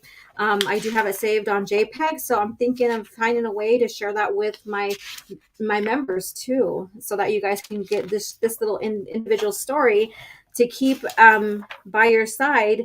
So when you have people question you about Obi-Wan Kenobi and stuff, you can refer to this as well, for him not cutting himself off from the Force and not burying his lightsaber and what have you. The more you're armed, the better it is. So don't find yourself being buried into the sand. Be prepared, be armed. Let's see here. Okay. Let's see here. Star Wars can you store that? Okay, I read that one. And then holiday special Boba Fett. What's up? How are you doing? And it's been a while since I've been on Knights of Malvin Discord. I have to go check in, see how everything's going, see what's going on. Well, I know Django got a lightsaber. Oh my god, that was from Mace. Off with your head. Yes. Let's see here. Okay, so we have people who coming in to 20,000 with 1,000,000 on the way. Laugh out loud. And then 1,302,000. And you had to put in the 2, right? The 2. And Mr. Dystopian, 200,000 cards with 1,000,000 more on the way. It sounds like we're having an auction here, right? And Norma Lopez says they're gay characters in Knights of the Old Republic, and nobody had problems. Correct. It's all there. It's all organically done. That's why it's so frustrating to see that, like, even people who've worked in Star Wars from the past come in and say there was no diversity, because that's bullshit. Darkwing Duck, depending on how many clones survived, plus Boba, right? And then with the heart, yes. So like I said, go prepared, be prepared. The more you have in front of you, the more you collect, the more you get into these stories, the better armed you are when it comes to these people who try to justify and say, oh, the Legends was so bad. I'm so glad that they decided to do away with it, and then go on and start pulling out stories that were basically infinities, not canon, as evidence and stuff. And now that we're in the realm of Obi-Wan Kenobi, it's always good to have yourself armed with the lore from what George intended under the EU. Because knowledge is power. Correct. It is power. And let's see here. And this is another great one. Like I said, I use this all the time. Look at that in there. It's like, it's falling apart. So the binding in here is not very well, but I use it heavily as well, because I love just going in here and exploring. And if there's something that I might feel I've gotten wrong or presented wrong, or I need more knowledge, then I will open up this source material as well as other. And here we go. Look at the Dathomirians. Look at that. Look how gorgeous they were. Look at that. Look how gorgeous they were. And then, of course, everybody's favorite. There she is. Darth Talon. Everybody's favorite. And then the one that I think Soul Assassin maybe was like, oh, I need to get that. So here's this. Secrets of Shadows of the Empire. Look at that. Now we're having fun, right? Now we're having fun here. This is something fun to talk about, nerd out about, and discuss here. Yeah. So here's like a drawing of Luke Skywalker and his lightsaber. Of course, they have that little outline around because it's glowing, because it is a laser sword. Let's see here. And then you have the sketch concept art of Seizure. Isn't that freaking cool? Look at that. Oh my God, I could just sit here and go through this with you guys all night long. All night long. All night. Yeah. I don't know if you guys remember that one. All right. Ancient One says, if there isn't knowledge that isn't power, then there isn't sense, then it isn't responsibility. Bear this in mind and it will serve you well. Let's see. Soul Assassin says, I just got my copy of the Sith versus Jedi book. Held it and said, it's okay, I'll keep OG's markers away. I know, I'm guilty. I annotate and I do get people really, um, and it's not much in this one, but it's in the Reader's Companion that I annotate. And so I have things outlined and stuff. And so, yeah, but I do annotate because that's where I'm like, okay, these are the points I always go back to. Let's see if I annotated. And then there's this right here. So this is another great one. It has all the maps from all the way to the Rakata Empire. It has certain like planet biographies, individual planet biographies. It has all the history of each war that took place during the time and the strategic mapping, I guess you can say. And very, very useful, great knowledge as well, or great resource, I guess you could say. The New Republic advances. So basically, yeah, like I said, it has the strategy maps in here to this, and you can read more about it. So there you go. Very, very fun as well. And let's see here.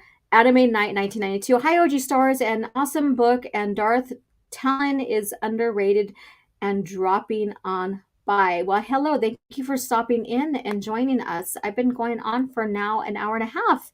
Thank you guys. She's too hot. Now Addie's said she would be fat. Oh, nowadays she would be fat. I don't know, maybe. I mean, you don't really have any sexy Star Wars characters as of late. Maybe Kira from Solo, but I think that's just a hit and miss one there. There's too much like body positivity going on to allow that to happen nowadays. We are Mike J. I'm talking about Darth Talon. Yeah. Let me see here. I think it jumped on me. Yes, it did. That's why I felt I went to go click on something and missed the whole little conversation going on here.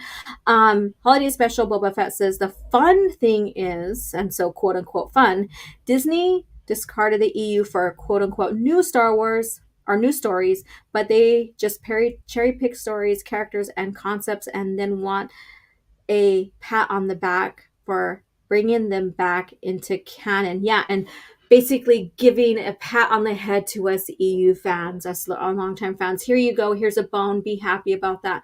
And I did do a live stream about that at one point. Let me see here. And it says, hi, OG Star Wars, an awesome book. Oh, yeah, I reread that one. Let's see here. And I read that one. Okay, good. So I think I'm back on track here. And Shadows of the Empire was awesome. Yeah, it is awesome. I even the record. Hold on. I am going to go grab it. I am still with you guys. I am still here. Let's see here. Where is it? I do have the record. Oh, what happened? Oh, here we go. I have it tucked away so it doesn't get broken. So, and I haven't even opened it. I do have a record player, but I haven't even opened it. But look at this. Look at the soundtrack for it.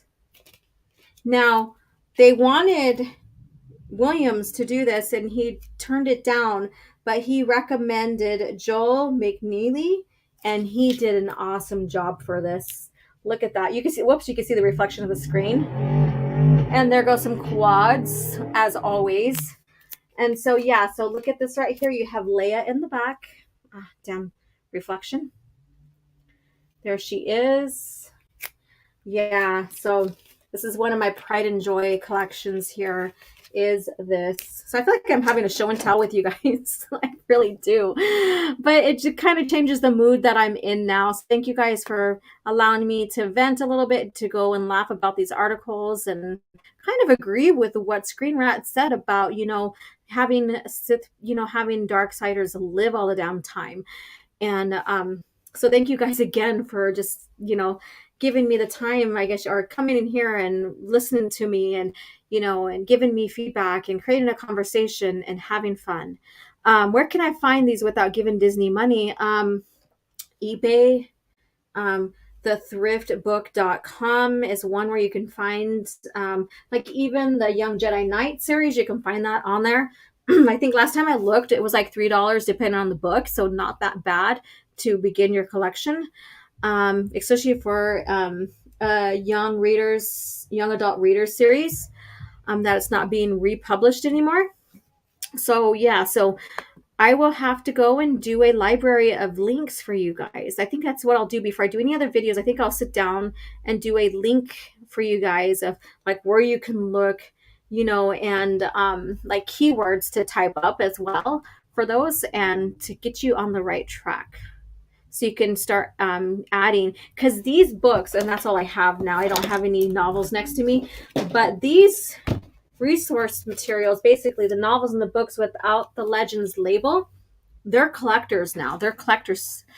They're for collectors now because they're being republished and reimagined with the covers. So if you really want pre-Disney publication stuff, then you're gonna have to sometimes pay a pretty penny for them.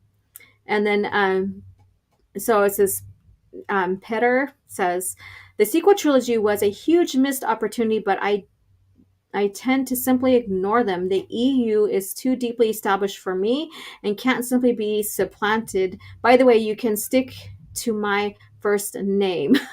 Okay, I know, I'm sorry. I understand with the name being butchered because my name is spelled Alorha, and it gets mispronounced and spelled all the damn time. So I apologize for that. I can feel you on that. Terminus says, OG Star Wars Kira from Solo? Nah. Cara Dune got my vote for the sexiest female in Disney Star Wars. And then we are Mike J. Everyone had a good night, or everyone have a good night. See everyone next chat. Good night. Thank you for joining in, and thank you for hanging out and listening to me rant, nerding out about true Star Wars and having a good time either way. I appreciate you. And I did find a book that it's plopped on the floor, probably when my cat fell off, and some books went with her. So this is another one that I have here. You can tell I have bookmarks here and stuff. And it's bound the same way as the Jedi versus Sith. So it is falling apart as well. But I do annotate. So annotate means, you go in and make little comments and highlight, underline, what have you. Whoops. And there you go. So I might get another clean copy just to have. And let this be the one. Oh Lord, let this be the one that I really just go ahead and, annotate for certain points that I just want to look up quickly. So that is the scholar in me, I guess you can say. And let's see here, holiday special, Boba Fett. Is that a drum? Yes, that's a drum. Let's see here. And Soul Assassin says, guys, it's true. OG lives in the Jedi archives. I do. Let's see here. Mercury. I don't know what that's about, but okay. Hello. And then what's it called again? Which one are you talking about? I don't know what you're talking about, so I can help you out if you can clarify that for me. And let's see here. Pawn shops and used bookstores. Yeah, you can do that too. I do. I have been successful at antique stores around where I live at. I always suggest that. It's a hit and miss, but where I live at, antique stores do have been surprising me with some novels and resources and stuff when it comes to pre-Disney Star Wars, which is a great find. So I would look in the unexpected places as well. And Mercari is another area in Star Wars collectibles. Okay. And then awesome. Look at that. Coffee chat. Yes, coffee. Okay, so you have the coffee there. Coffee chat is this Monday at 10. So stay tuned for that. Because my week is off this week. Coffee chat will return back to Thursday the following week. So 10 a.m. Monday. So stay tuned for that. I haven't picked out the topic yet, but stay tuned for that. I will have something planned by tomorrow. Norma Lopez, Star Wars Visual Dictionary Canon. Let's see here. And then Kermit Frog. Hello all. How are you doing today? We are doing fine, Kermit Frog. Thank you for swinging by. Darkwing Duck says, wow, I have Kermit in here. We have Darkwing Duck. Wow, you guys, we have 24 people in here. Thank you for hanging out with me this late. It's almost 11, and I'm going to have to start winding down here and get some rest. Anybody got any suggestions for what? Suggestions on what? I can help you if I know exactly what you need to know. So let me know. Let me see here. All right, so let's see here, and it's like eBay but faster delivery. Oh, okay, so that's the place that you're talking about, Mercari. I haven't really been on that one. Interesting. I'll have to look it up. And I am having a coffee. Awesome. If I have anything right now, I think I will be awake for the rest of the night. Let's see. Soul Assassin says 10 a.m. on Monday. Geez, are you sure you're not on the dark side, OG? Just for temporary. This is just temporary because it's Thursday. I don't want to really cancel it if I don't have to. Because I've been like this last 4 or 5 months, it's been a hit and miss with a lot of things because of a lot of things that's going on in my life. That if I can reschedule it for another time of the week, then at least I could still have it, especially that now that I'm not producing a lot of videos. So there we go. And Kermit says, OG Star Wars, I just saw a show called For All Mankind. Check it out. Okay. And then Logan, your favorite series is Legacy of the Force, right? Yeah, and New Jedi Order. So those kind of, for me, I love both of them for what's going on, the storyline and all that. Darkwing Duck, you missed my question. What was your question, darling? Okay, I see anybody got suggestions, so I must have been before that. I'm so sorry. I apologize. When I get up and do stuff or when I reach over for something, I may miss. Oh, here it is. I think this is what you said I missed. I'm not that versed in the EU, but I want my daughter to have a good understanding of Star Wars. What's the best book to start with? Well, depending on where you want her to start, so me knowing where you want to start will help determine how old is your daughter as well. So let me know, because if you can get some young readers for her, that's also a great start. And I'm not going to base, like, you can determine, as her parent, her level of, I guess you could say, reading maturity on what book to start with. Kids are smart, and very intelligent. So even if it's like, for example, Heir to the Empire, that might be something she may enjoy, but only you will know exactly what she wants or wants to enjoy. I can only suggest.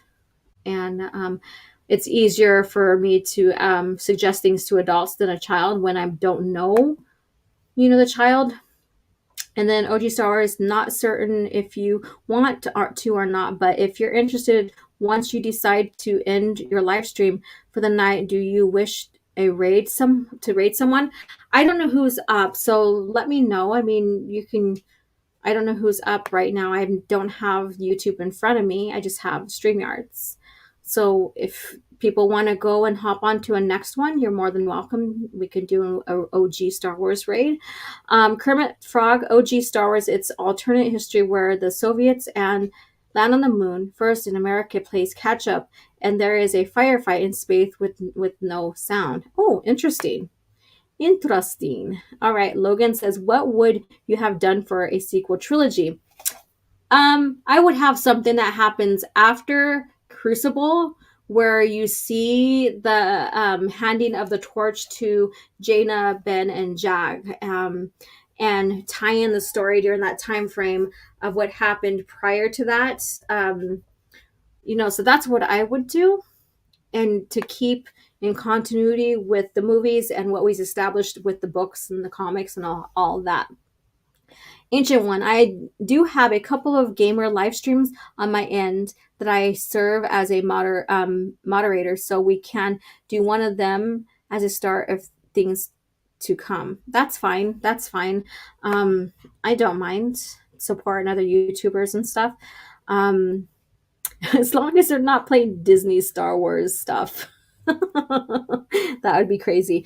All right, Gelderon, start them with Ewok Adventures. Yeah, and Ewok movies after the OG trilogy. If you can get a hold of them, I think you might be able to find them on I think you can find it on YouTube as well. So you have the droids, you have the Ewoks, then you have the Young Jedi Knight series. There's so many stuff to start with. It's hard to tell exactly, but if you find me on Twitter, join my OG Star Wars YouTube community, and we can go further in discussion on that to help you out. Let's see here. Darkwing Duck Thrawn trilogy, Kenobi, Darth Plagueis, the Bane trilogy. Yeah, those are some great areas to go with as well. Darkwing Duck, she knows about the PT and the OT, so after the OT. Oh, you want post Return of the Jedi. Oh, okay. How old is she? I'm going to start ending it here. So please follow me on Twitter and then join my OG Star Wars YouTube community on Twitter, and we can further discuss this as well. And Soul Assassin brought in the link. Thank you so much. Let's see here. I'll get the message ready then. All right. Thank you, guys. So we're going to start coming to an end here. It's almost been 2 hours. I am tired now. I taught yoga before I came in, primal flow yoga, and I also did the practice with them as I led. Sometimes I do verbal cues and lead them through that and walk around, correct the form and all this other stuff. So I'm a bit tired, and I have to get up a little bit early in the morning tomorrow. And so let me see. But before we go on, let me see if I get any more replies regarding that. Shadows of the Empire then. Yeah, that's a good one. That's a fun one. Shadows of the Empire, that's in between Empire Strikes Back and Return of the Jedi. And Anime Night 1992. Hey, what's up? The only Star Wars comic I had was Star Wars Jedi Council, where it was Jedi Council Acts of War, 2 out of 4. For me, my fun journey right now, because I never got into comics when I was little, is now rediscovering Star Wars through the comics. And for a while there, with a co-host, we were reading through and reviewing the comics. That has now stopped. But because I didn't get into much of the comics, reading some of them, it's new content for me. And then also it's like, oh, wow, this ties in, or what was they thinking? So there are some discrepancies I have seen with the comics when it comes to the lore, and there's some great continuity as well. And Mary Mayhem, thank you so much, darling, for having the raid and coming in and listening as well. Appreciate you, lovely. Yeah, so Twitter, come into my YouTube community on Twitter, join that. Feel free to ask questions about the EU, especially if you're brand new to it and you need to start somewhere, or you're introducing your kids and you're not sure, like the question was in the chat, and I will help you as best as I can. Like I said, with kids, it's a little harder because of what they prefer and all that stuff. But I would love to help with that. That would be fun to have them introduced to classical Star Wars and the true lore, basically. So thank you guys again for hearing me out, hanging out with me, let me vent a little bit, laughing over an article, realizing that, Disney Lucasfilm is basically staging this toxic fan, hit on old-time fans, or us hardcore fans, or us fans that's been here for within 40 years since the beginning, or almost the beginning. And so just take a look, just notice the patterns, call it out, be mindful about it as well. Don't fall into that trap of that feeds into their rhetoric, basically. And continue to share the true continuity, you guys, the true lore. Anime Night says it's a really great comic featuring Plo Koon and Jedi Master Micah. Yeah. And let's see here. And there we go. So if you guys go ahead and jump on and check out that live stream as well.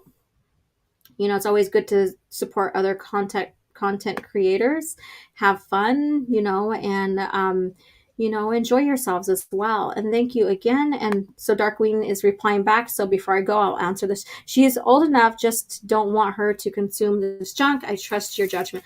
All right. So I would say let her go with Shadows of the Empire first and then move past that. I think she would enjoy that read. So this is the source book. But this is a multimedia project. There's comics behind it. There's the novel. There's also the record. So it has its own score, basically. It has its own soundtrack. So I would say go with that and then move on. Let her move on. So again, if you're on Twitter, Darkwing Duck, go ahead and find me and join my YouTube community as well. Anyone here who has not been on my YouTube community on Twitter, go ahead and join that as well. And Anime Night 1992, hopefully one day I'll be rated. Aw. And then if any of you guys have a YouTube channel and you're content creators, let us know. We'll go and support you as well. That's what this is about, right? So let us know. Let's see her. And Soul Assassin says, Darkwing Duck, if she likes comic, there's Legacy and Old Republic comics that are very good. Yeah, there's so much options. It's so hard sometimes to nail down. And but it's a beautiful journey. I wouldn't say it's overwhelming. It's just maybe find out the era you want to start at and go from there. And then depending on where it's at, go forward or backwards with that and enjoy yourself with exploring the lore. Join OG Star Wars community. There it is, you guys. So if you guys have not been in it yet, go and I'll approve you. It seems like if you are from another country or whatever, sometimes you can't join. I've had people from outside of the States who can't join. I don't know why. I haven't got any answers back on that. So I apologize for that. So thank you guys again for coming in and thank you for your continued support. I had fun hanging out. Now it's my turn to now go lie down, get some rest, get out of my yoga clothes and get some sleep. So you guys have a good night and may the force be with you.